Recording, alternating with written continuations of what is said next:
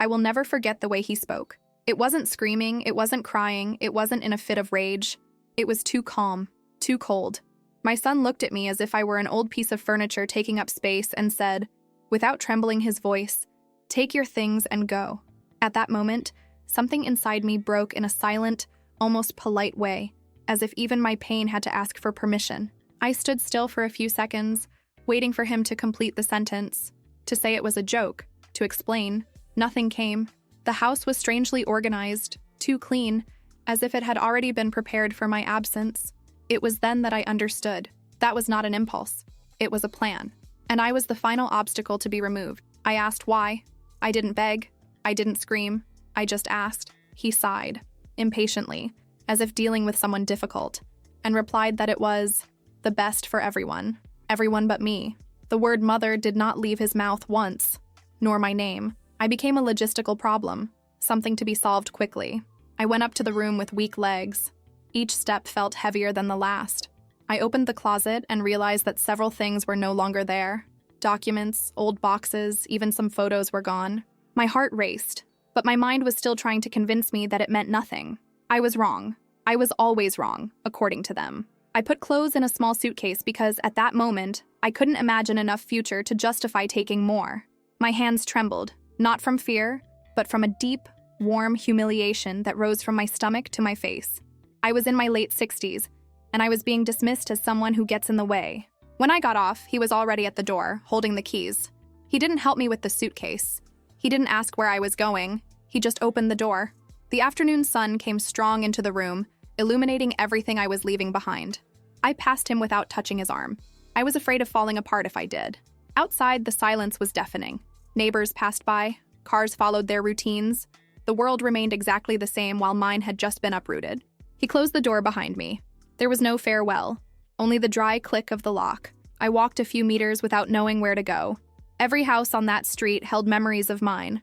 Parties, birthdays, laughter that now seemed to belong to another life. For the first time, I felt something worse than sadness. I felt that I had been erased from the narrative of my own family. I got a simple room to spend the night. When I closed the door, the weight of the day fell on me at once. I sat on the bed and cried as I hadn't cried in years, not out of nostalgia, but out of bewilderment. None of that made sense. Or did it? And I still couldn't see. I kept reliving every recent conversation, every look averted, every decision made without consulting me. The signs have always been there. I just didn't want to see them. It was easier to believe that I was becoming too sensitive, too confused, too old. Before going to sleep, I turned on the television just to break the silence. I wasn't paying attention. My mind was still stuck on that phrase, repeating it like a cruel echo.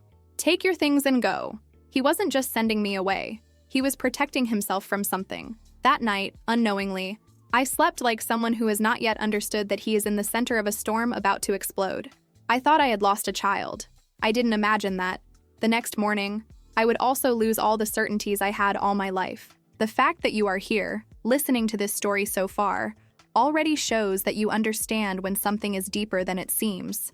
What comes next isn't just about a family or a betrayal. It's about truths that many people live in silence.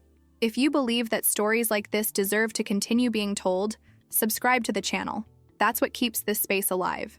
I woke up before the alarm clock, with a heavy body and the feeling that I had forgotten something important. It took me a few seconds to remember where I was. The room small, the walls too bright, the silence strange. Then the memory came back whole, mercilessly. I wasn't passing through. I had been kicked out of my own life. I stood up slowly, as if any sudden movement could break something that was already cracked. I went to the bathroom mirror and it took me a while to recognize myself. The woman reflected there seemed smaller, more hunched, as if she had shrunk during the night.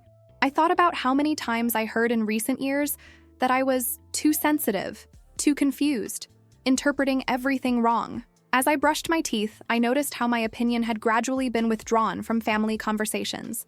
Decisions about the house, money, papers, everything was solved to save me. Save from what?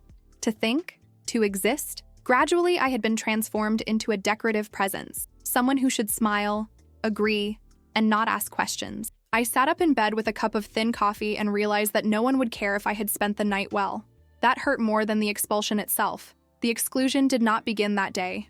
It had been built for years, with delicacy, like someone who closes a door without making a sound. I remembered how many times I tried to talk to my son and was interrupted with a "we'll see this later" or "don't worry about these things." He always said he was taking care of everything, and I, tired of being seen as a problem, accepted. Trust can also be a form of surrender. I took my bag and counted the money I had. It wasn't much, but it was enough for a few days. Insecurity began to seep into practical thoughts. Where I would stay? For how long? What would happen if someone knocked on that door looking for me? For the first time, I felt real fear of depending on myself. I went out for a walk aimlessly, observing people who didn't know me, who didn't know that I had been discarded a few hours before. There was something strangely liberating about it, but also deeply lonely. I was invisible, and no one seemed to notice. As he walked, old memories began to emerge, as if they were waiting for a breach. Small discussions from the past, documents that I never quite understood, conversations interrupted when I entered the room. Things that, at the time, seemed like details. Now, they were starting to gain weight. I returned to the room with the feeling that something had been wrong for a long time. Not just between me and my son, but in the whole structure of my life. It was as if I had lived inside a story written by other people, and only now was I reading between the lines. I turned on the television more out of habit than interest. The sound filled the empty space, kept me company. Ordinary news, commercials, unfamiliar faces. I wasn't really paying attention. My mind was busy trying to figure out when exactly I had ceased to be heard. It was then that a specific word made me look at the screen. A last name. A legal term. Something that didn't match the rest of the programming. My body reacted before my reason. I straightened my back, approached the television, feeling my heart racing without knowing exactly why. At that moment, I still didn't understand that this ignored, underestimated, and discarded woman was about to discover that she was never just a dead weight. I was part of history, and someone had done everything to make me not realize it. The image on television suddenly changed, and the tone of the program became more serious. The presenter announced a special report, one of those that interrupt the normal programming and make us sit closer to the screen. I still didn't know why my body was so tense, but something about that change of pace made me hold my breath, as if I was about to hear my own name. The words began to appear accompanied by graphs, dates, and enlarged documents. They spoke of old investigations, reopened after years of silence, shell companies, suspicious transfers, manipulated inheritances. Everything seemed too far removed from my simple life in that small room, until I heard a surname I knew too well. I felt a chill rise up my back. It was not a common name. It was the last name I carried for decades. The name I signed on Christmas cards, on checks, on documents I never read carefully. The reporter spoke naturally, but to me, each syllable sounded like a slow and precise blow. The camera showed copies of old papers, yellowed contracts, signatures blurred by time. The expert said that many of these decisions had been made on behalf of third parties, people who may not even know what they were authorizing. My stomach turned. I knew exactly what kind of person they were describing. I tried to convince myself that it was a coincidence. The world is big, surnames are repeated, stories intersect. But then, a specific image emerged, a detail that left no room for doubt. An old address. A date that coincided with a decisive period in my life. My hands started sweating. The past that I had kept carefully organized in boxes inside my head began to move. Conversations interrupted by my husband, documents that he said were man's things, financial decisions that I never questioned because I trusted. All that, which I accepted as normal, now seemed like a poorly rehearsed staging. The report went on and talked about consequences, people who could be held accountable, even without having actively participated. Widow, heiress, indirect beneficiary, technical words that, together, formed a clear threat. It wasn't just an old story being exposed, it was something that was still alive, and he breathed close to me. My first impulse was to turn off the television, pretend that none of that existed, but I couldn't. There was a strange sense of recognition, as if someone was finally saying out loud what had always hung like a heavy silence inside my house. When they mentioned possible new developments, I felt a tightness in my chest that was not just fear, it was intuition, the one I spent years ignoring, screaming inside me. My son knew. He needed to know. That sudden expulsion, that coldness, everything began to line up in a cruel way. I thought about picking up the phone, calling him, demanding explanations, but something held me back. For the first time in a long time, I didn't want to be the understanding mother, nor the woman who apologizes for existing. I needed to listen to the end. I needed to understand the size of what was about to fall on me. The report ended by promising new revelations in the following days. I sat in silence, with the television now muted, reflecting my frightened face on the dark screen. Nothing had really been clarified, but everything had changed. I wasn't just a discarded woman. I was a loose piece in a game that was too big. At that moment, I understood that my son did not expel me out of anger or impatience. He kicked me out of panic, and that meant that what came next would be far worse than abandonment.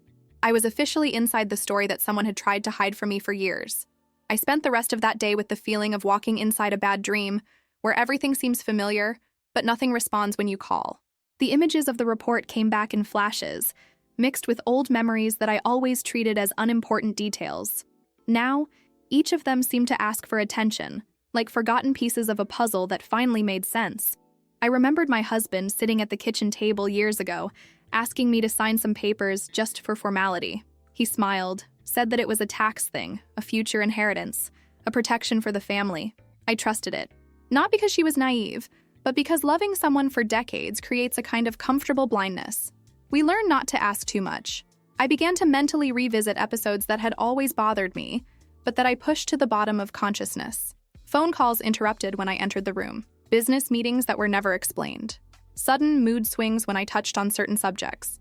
At the time, I thought it was stress, too much responsibility. Now, it felt like fear. I sat on the floor of the room and opened the suitcase. My clothes were crumpled, mixed, like my head.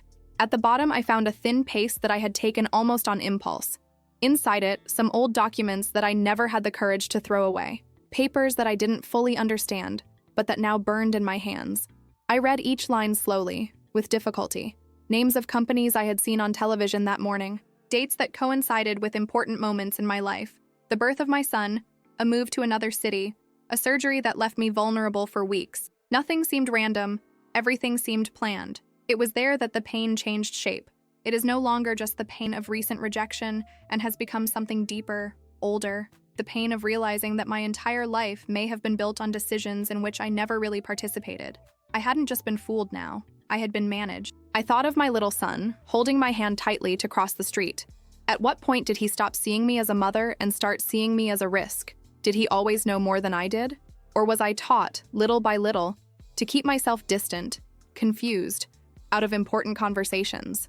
Anger began to arise, shy at first, almost apologizing for existing. It was not an explosive rage, but firm, heavy, difficult to ignore. For the first time, I didn't feel guilty for being suspicious. I felt late. The truth was there all along, and I was kept away from it on purpose. I got up and went to the window. The street was quiet, too ordinary for what was going on inside me. I thought about how easy it is to hide things when you underestimate someone, when you believe that an older woman will not understand, will not react, will not fight. That underestimation had been the basis of everything. I took pen and paper and started writing down names, dates, connections. He didn't know exactly what he was doing, but he needed to organize the chaos. Each note was like a small act of resistance, a way of telling myself that I was still there, thinking, connecting dots. By nightfall, I was no longer the same woman who had woken up that morning. I was still afraid, I was still alone, but something had quietly changed inside me. Ignorance had been torn away by force. And even though it hurt, there was a strange sense of power in it. That night, before going to sleep, I understood one thing with frightening clarity. The past I lived was never fully mine, but what I would do with this truth from then on would be. And someone had made a serious mistake in thinking that I would remain silent. The next morning, I woke up with a strange sense of urgency, as if something was about to reach me. The room seemed smaller, the air heavier. The first thing I did was turn the television back on, not out of curiosity, but out of necessity.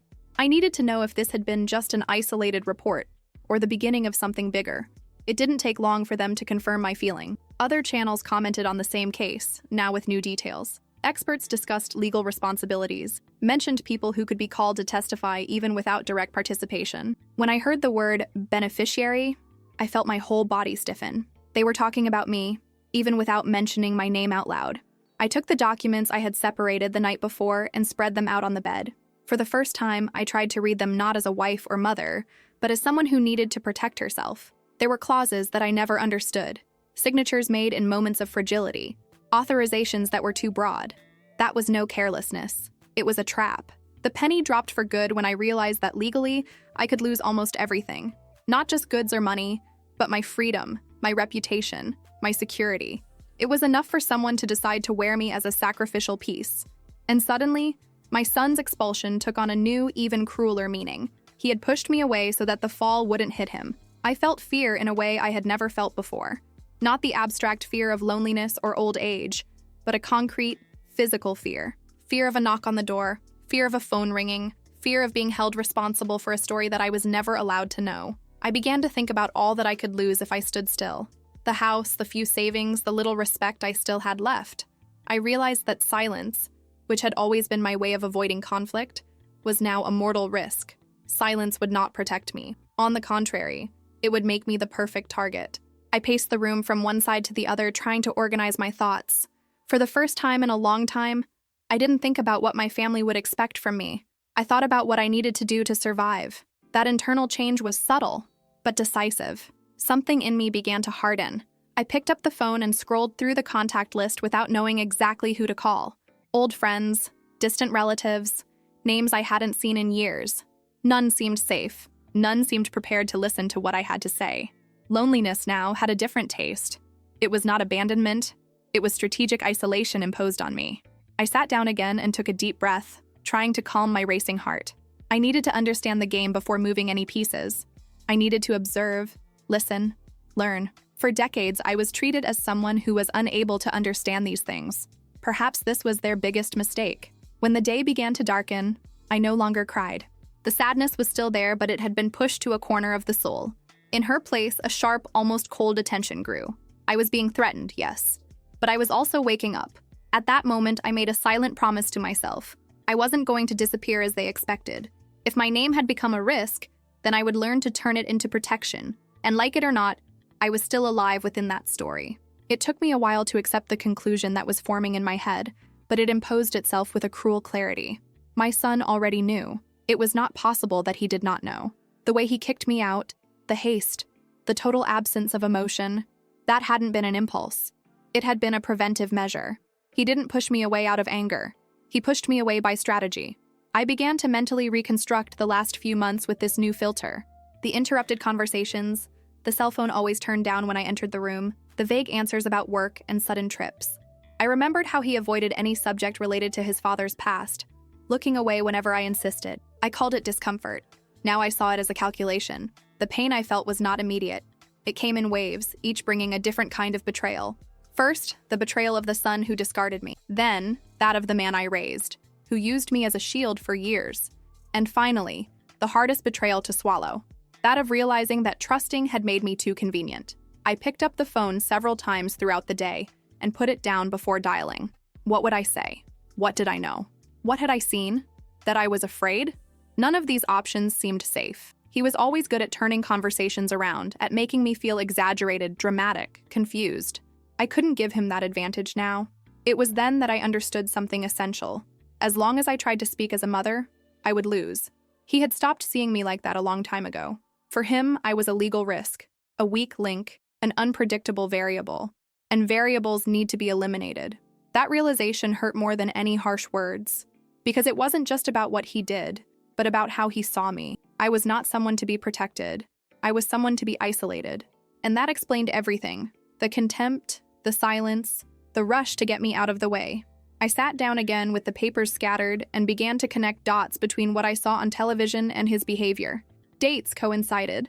Financial movements matched important family decisions. None of it was improvised. That story had been a long time in the making, and I had been kept off script on purpose. Anger, this time, did not apologize.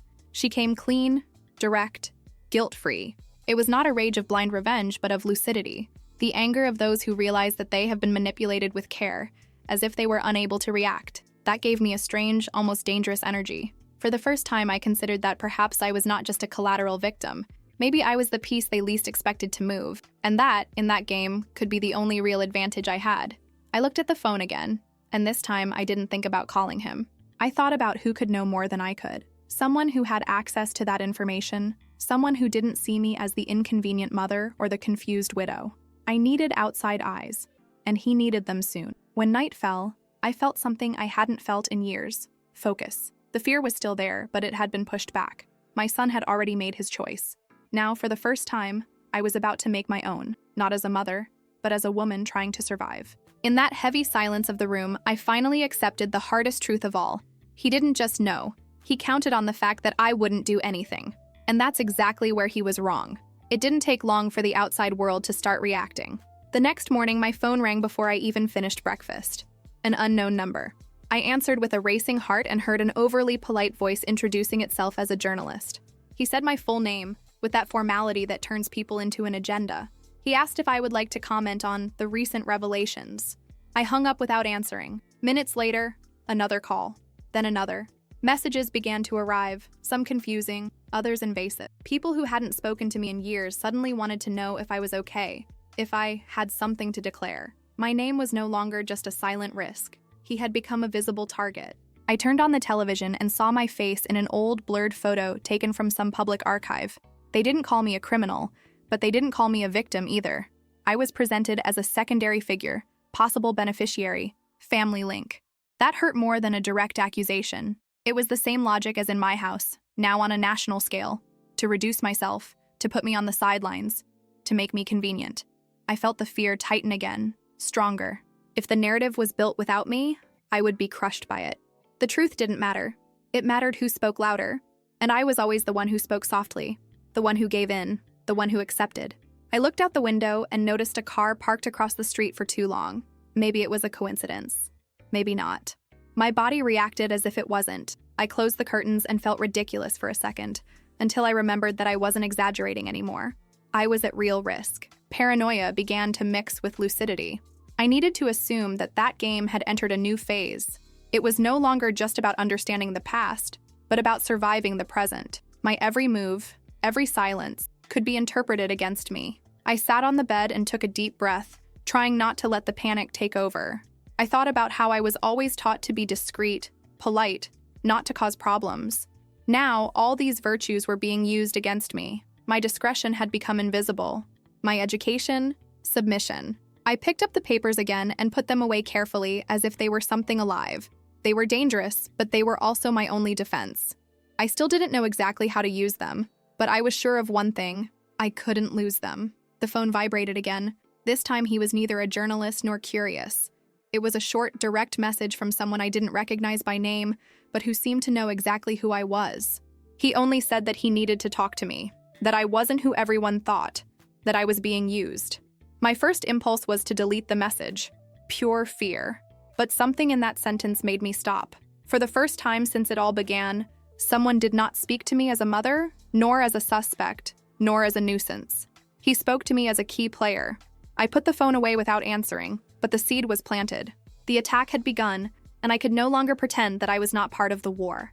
I needed to decide if I would continue hiding, or if he would finally start fighting. It took me hours to find the courage to reread that message. The phone felt heavier in my hand, as if it carried a decision I had been putting off all my life. You're not who they think. That phrase echoed inside me in an uncomfortable way, almost too intimate for someone I had never met.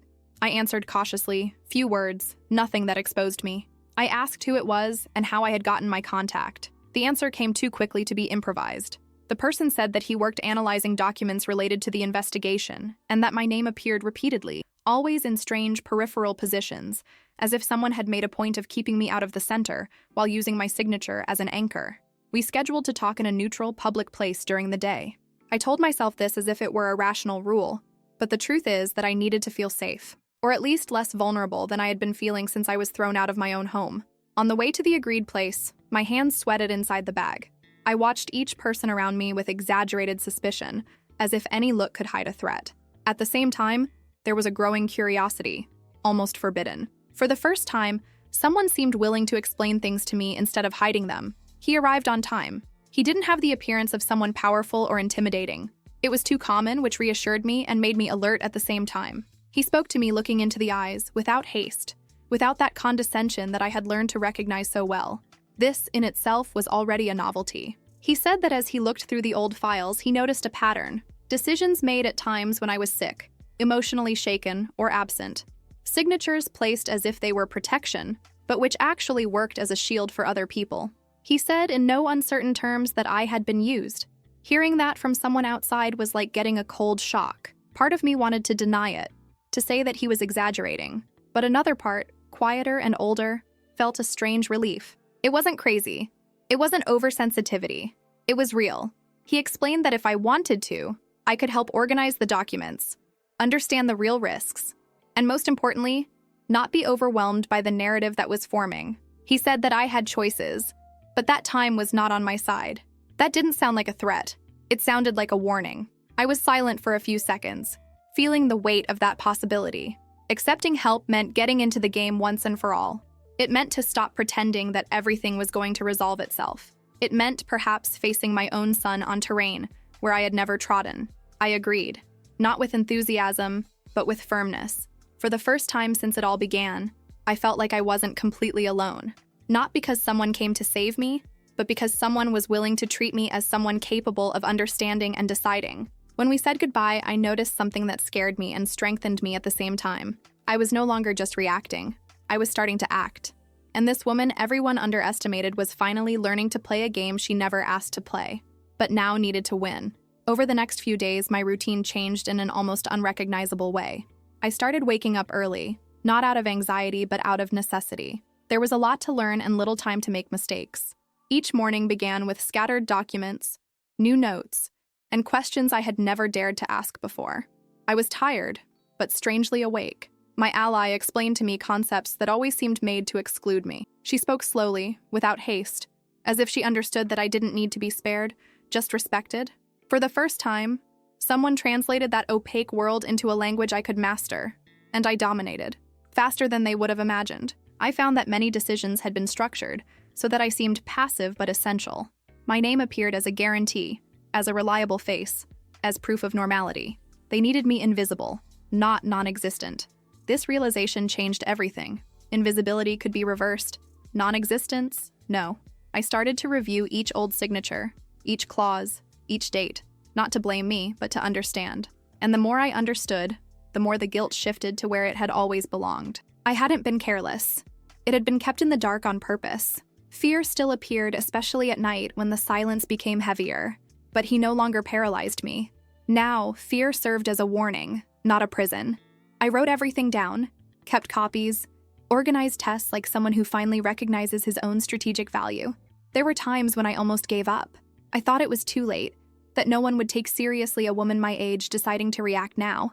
At those times, I remembered my son's phrase, the coldness in his eyes. That pulled me back. I wasn't doing it out of pride. I was doing it because I was pushed here. I realized, with a certain astonishment, that my age was an advantage. I had memory, context, patience, things that they did not consider dangerous. While everyone ran for cover, I watched, connected dots, waited for the right moment. Game is also time. The media kept talking, speculating, making mistakes. And I learned not to react to every headline. Silence now was a strategic choice, not submission. Each time I resisted the urge to justify myself, I felt something new grow inside me, control. My ally made it clear that, at some point, I would have to decide if I just wanted to survive or if I was willing to turn the tables. That question accompanied me for hours. Survival was not enough, not after all I had lost. I wanted to regain my dignity, even if the price was high. That night, alone, I reread my own notes and noticed something that made me smile for the first time in days. I was thinking like them, planning, anticipating, not as a victim reacting, but as someone who understands the board. I wasn't yet the woman of steel I would become, but the old version of me was falling behind. Each document understood, each conscious decision was a new layer of strength. They underestimated me for decades. Now, I was learning to use just that against them. There was a specific, silent, and definitive moment when I realized that something inside me had come full circle. It wasn't during an important conversation or in the face of a shocking revelation. It was an ordinary morning, while I was organizing papers, and I found myself thinking about my son not with nostalgia, but with distance. A clean distance. There, the mother I had been all my life died. It was not a dramatic death. There was no scream, no immediate tear. It was like turning off a light that had been dim for a long time. I understood with an almost cruel clarity that continuing to see myself only as a mother was the quickest way to lose myself. That identity had been used against me, repeatedly. I spent years justifying his attitudes, softening harsh words, accepting exclusions in the name of a love that only flowed in one direction. I called it maturity. Now I saw it as self-abandonment. Being a mother shouldn't mean disappearing, but that's exactly what happened to me. When I thought of him that morning, I felt no hatred. That surprised me. I felt something colder, more stable. Acceptance. Acceptance that he made conscious choices, that he saw me as a risk, that when he had to decide between protecting me or protecting himself, he didn't hesitate. That acceptance hurt, but it also liberated. I realized that if I kept trying to act on that bond, all my decisions would be fragile. I needed to think as a woman, as an individual, as someone responsible for my own survival. That internal change was hard, but necessary. Some versions of us do not survive the truth. I kept old photos in a box and closed it unceremoniously. It was not a rejection of the past. It was respect for the limits of the present. I could no longer live looking back, waiting for recognition. The time of waiting was over. This symbolic death brought a strange silence, but also a new firmness. I no longer reacted to every piece of news with my heart racing. I no longer imagined possible explanations for his behavior. What needed to be understood, I had already understood. The rest was noise. I started talking about myself without using the we. I realized this almost by chance, and I corrected myself just to confirm, no, that was it. Me. My decisions, my risks, my story, that seemed small, but it was one of the most radical gestures I have ever made. My ally noticed the change before I even commented. He said I was more objective, less defensive, that now I was asking the right questions. I smiled without explaining that the source of that change had been an irreversible internal loss. Some forces are born from grief. That night I felt sadness, yes. But it was not the sadness of rejection. It was the sadness of those who cross a limit of no return. I could no longer pretend that it was all just a family misunderstanding. It was bigger. It was structural. And I needed to live up to that. The mother who accepted crumbs had stayed behind. In her place, someone began to form who did not ask permission to exist. It was not gratuitous hardness. It was conscious survival. And for the first time, I felt prepared for what was to come next. When I turned off the light, I had a silent certainty that would accompany me from then on. I was no longer fighting to be loved. I was fighting to be respected. And this change changed absolutely everything. This is the hardest part to tell. Talking about it means exposing decisions that cost me family, security, and the version of myself I knew. If you've come this far with me, it's because you understand that some truths hurt more when they are hidden. So I ask you, sign up. Not as support, but as a gesture so that voices like this are not silenced when they finally build up the courage to speak out. There came a point when keeping the truth to myself ceased to be protection and became a risk. I felt it in my body, in a constant restlessness, as if each hidden document was a time bomb. It was no longer enough to understand. It was time to decide what to do with what I knew.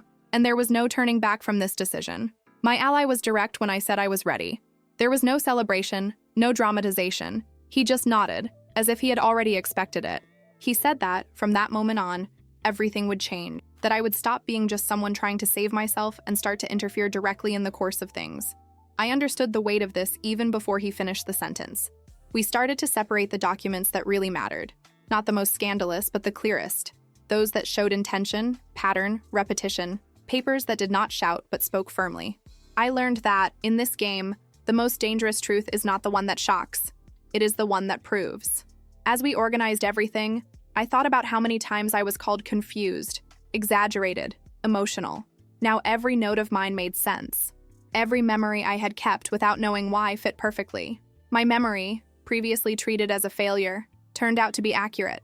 This gave me a quiet satisfaction. The delivery of the information was done in a calculated way. Nothing impulsive, nothing theatrical. I didn't show up. My name was not announced. Not yet. But in that moment, I was no longer just someone reacting to events. I started to influence them, and that changed my posture in an almost physical way. In the following days, I felt the change in the air. Media coverage has become more careful. The tone of the questions changed. Some articles began to use different words, less accusatory, more cautious. I knew what that meant. They had been given something too solid to ignore. My phone stopped ringing for a while. The silence returned, but it was another kind of silence. Not the silence of erasure, but that of expectation. Someone, somewhere, was reorganizing strategies because of me. And that, while scary, gave me a strange sense of balance. For the first time, I thought seriously about the impact it would have on my son, not as a mother, but as someone who understands consequences. I didn't take pleasure in this idea, nor did I back down. He had made choices. Now I would have to face them without the shield that turned me into a disposable one. There was one night when I almost backed off. Fatigue hit hard and loneliness imposed itself. I wondered if it was all worth it. if it wouldn't be easier to disappear for good, to accept the paper they had written for me. But it was enough to remember the day I was kicked out of the house for the doubt to dissipate. I had already lost too much to retreat now. My ally warned me that from then on, confrontation was inevitable, that I would be called, questioned, exposed. I listened to everything with a calmness that surprised me. The fear still existed, but now he walked beside me, not in front of me. At that stage, I realized that truth is not just something that is revealed. It is something that is managed, used at the right time, in the right way. It ceases to be a weight and becomes a weapon. And I was finally learning to hold it without shaking. When I went to bed that night, I was fully aware of what I had done. There was no longer any possible return to the invisible woman I was. The road ahead would be hard, public, and irreversible. But for the first time since it all began, I didn't feel trapped. I felt positioned. The truth was in motion, and like it or not, it had passed me by before it came into the world. His contact came in the late afternoon, when I was no longer expecting anything from that day. A short, dry message, without any trace of affection. He only said that we needed to talk. There was no request. There was urgency. I read and reread those words, feeling an old fatigue mix with a new lucidity. I knew that moment would come. I just didn't know I would feel so calm. It took me a while to answer on purpose. Not for a little game, but because I needed to confirm to myself that I was no longer reacting on impulse. When I finally accepted the meeting, I suggested a neutral, public place. I wouldn't do it behind closed doors again.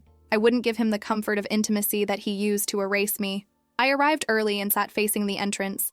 I observed the people passing by, the common noise of the place, the normality that contrasted with the weight of what was about to happen. When I saw him enter, I immediately recognized the tension in his body.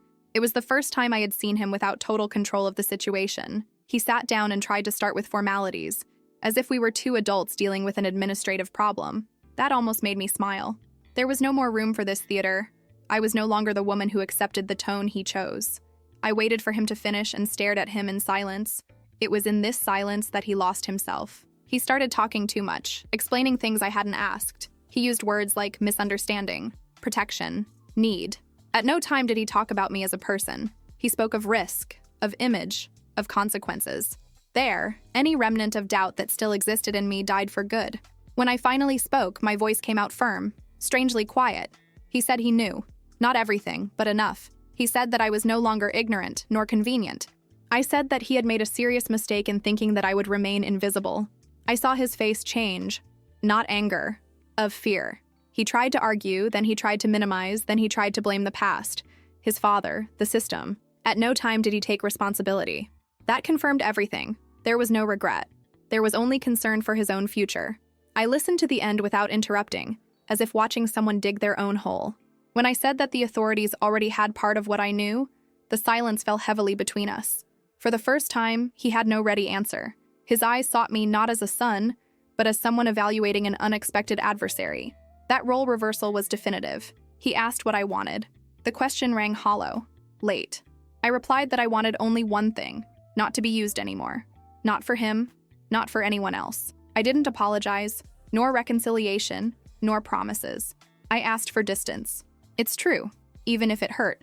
There was a moment when he tried to appeal to the past, to the idea of family, to what people would say. That didn't affect me. The mother who reacted to this type of appeal was no longer there. I had buried that version of myself with care and respect. As we got up to leave, I noticed that he was avoiding my gaze. Not out of shame, but out of belated recognition. He understood at that moment that he had lost control over me. And in that game, that was more dangerous than any accusation. I left that meeting with firm legs and a strangely light heart. It did, yes. But it was a clean pain, without confusion. The confrontation did not destroy me. He confirmed it to me. I wasn't wrong. I wasn't exaggerating. I was awake. As he walked away, he knew for sure that this had not been the end, but the beginning of the most public and difficult moment in all history. The truth was already in motion, and this time, no one could push me out of her way. The day it all came to light dawned too clear, almost offensive. The sun came in through the window as if it were an ordinary day, and for a few seconds I wished it was. But my body knew before my mind, this was not just any day. It was the day when my name would no longer be whispered to be said out loud. I arrived at the building where everything would happen with firm steps, even though my stomach was tight. There were cameras, voices, too many people. For years I was ignored inside my own home. Now there were eyes everywhere. The irony almost made me laugh. I took a deep breath and moved on, without lowering my head. When I was called, I felt the silence spread like a wave. It wasn't respect yet, but attention. And attention, I had learned, it's raw power. I sat down, heard my full name pronounced clearly, and something inside me lined up. That was me, not the deleted version, the real one. The questions came, some technical, others clearly provocative. They wanted emotion, contradiction, stumbling. I responded with facts, with dates, with organized memories. Each answer was like a thread pulled carefully, unraveling a plot built over decades. I didn't need to accuse anyone. The structure spoke for itself. At one point, they showed in large documents. My signatures, old, fragile. I waited for the trap. But when I explained the circumstances in which those signatures were made, something changed in the environment. For the first time, I didn't sound like an accomplice. I sounded like someone who had been used. And this echoed. I felt the looks change. Not all, but enough. I saw people taking notes more carefully, whispers ceasing, previously harsh faces becoming cautious. The narrative began to shift, slowly, but irreversibly. I was no longer alone in that room. At a specific moment, my son was mentioned. I didn't look at him. I didn't have to. I knew he was there, feeling the weight he tried to transfer me. That didn't give me pleasure. It gave me closure. He was, finally, in the same field of consequences as me. When it was all over, the buzz began outside. Headlines being written in real time, interpretations being adjusted. I stood up, feeling my legs tired but firm. There was no clear victory, no complete justice. But there was something I had never had: public voice. Outside, flashes blinded me for an instant. Someone asked how I felt. I thought for a few seconds before answering. She only said that she was tired of being invisible. I didn't add anything else. That sentence was enough. As I walked away, I realized there was no turning back. My face, my story, my version of events now belonged to the world. This scared but also liberated. I had crossed the point of no return, not as an exposed victim, but as someone who decided not to hide anymore. That night, alone again, I felt the weight of the day fall on me. I cried, yes, but it wasn't a cry of despair. It was the cry of someone who has been holding something heavy for too long and can finally put it down on the ground. My body was shaking, but my mind was strangely quiet. I knew the consequences were yet to come, that not everything would be resolved in my favor. But I also knew that no one else could erase me with a short, cold sentence. I had occupied my space in front of everyone, and this could not be undone. When I turned off the light, I understood that this had been the center of the storm, the moment when everything was revealed, even without promising happy endings. The public trial did not acquit me of everything, but it gave me back something essential. My existence had been recorded, my truth said, and that changed everything. In the days following the public trial, I discovered that the truth does not come alone. It is accompanied by silent losses, doors that no longer open, faces that look away. I had exposed what needed to be exposed, but the world does not immediately reorganize itself to welcome those who break the silence. There is always an invisible cost for those who decide to speak. Some people walked away without explanation. Others approached just to satiate curiosity. Few came with real empathy. I quickly learned to distinguish interest from care. It wasn't difficult. Interest asks too many questions. Care requires nothing. The media continued to quote me, now with a different tone, less aggressive, but still impersonal. I was the woman who broke the silence, the central widow in the case. None of these labels really defined me, but they all helped keep me in the spotlight. Being seen has its price, and to be seen after years of invisibility is almost a physical shock. From a legal point of view, things moved slowly, as they always do when there is power involved. No clear victory, no villain officially defeated. Only lawsuits, future hearings, possibilities. I learned to deal with this slowness without despairing. I had already spent my whole life waiting. Now I waited with conscience. I realized that some of what I had lost would not come back. The idealized image of family, the idea of automatic belonging, the naive trust. These things do not recover after they are traversed by the truth. And strangely, I didn't feel like rebuilding them. Some structures need to collapse so that we stop leaning on them. There were nights when fatigue was greater than conviction, moments when I wondered if it would have been easier to accept the silent erasure. But these doubts were short-lived. It was enough to remember who I was before all this, diminished, confused, asking permission, to understand that this path had no return. My son tried to contact me once, indirectly, a message that spoke of time, distance, maybe one day. I didn't answer. Not out of revenge, but out of lucidity. Some conversations only make sense when there is real responsibility, and I was no longer willing to carry more than I could.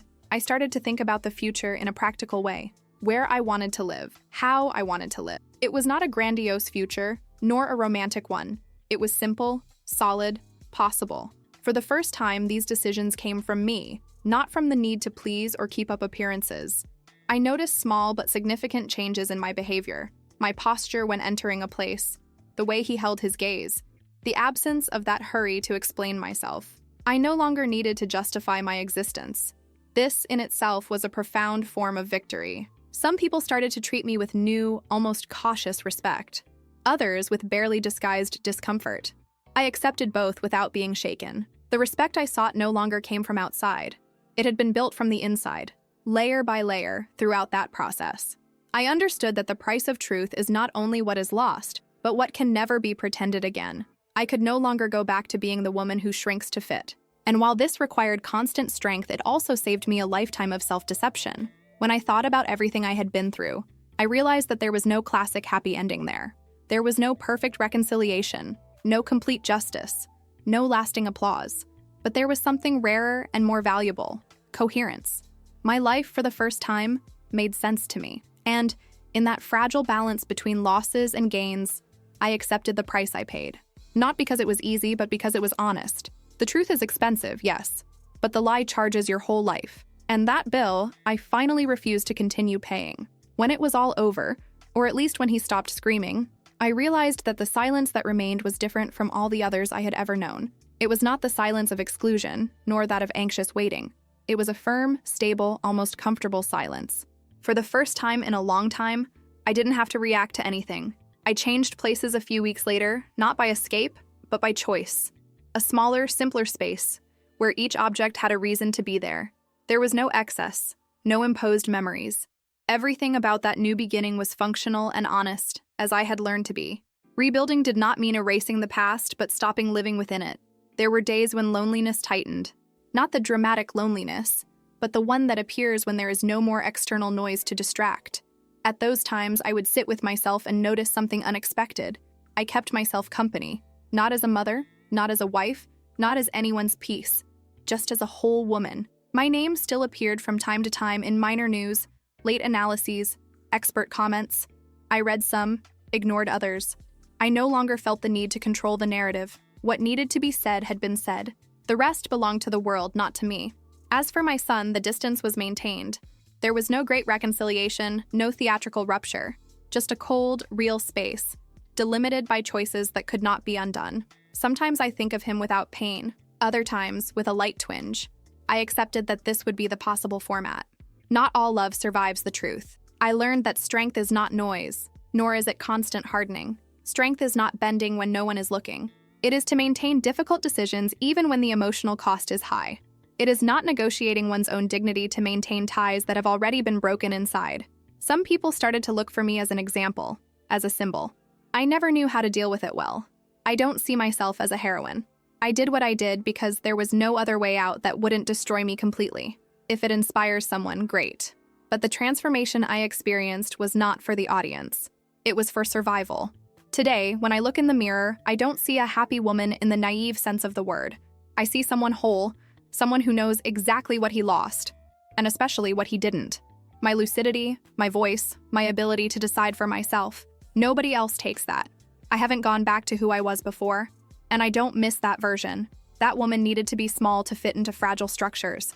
I don't fit anymore, and this is not arrogance. It is an exact measure. I rebuilt my life without grandiose promises, day after day, pick after pick, some with fear, others with conviction, all conscious. That was the greatest inheritance I took from everything, consciousness. If someone asked me today who I am, I would not start with the roles I occupied nor the losses I went through. I would just say that I am the woman who was left after the lie fell, and that, despite everything, was the best possible outcome. Because in the end, it is not about beating others. It is about not disappearing from yourself. And I'm here, whole, standing, not out of revenge, nor out of perfect justice, but because I survived without betraying myself. That's it. No one can take it away. If anything in this story touched you, please share this video. Not because it's my story, but because it reveals patterns that still silence many people every day. Send it to those who need to hear this now. Sharing here is an act of solidarity. I'll stay here reading every comment. Tell me what city and country you're watching from. And what about this story stayed with you? Because knowing that someone on the other side felt this with me really matters to me.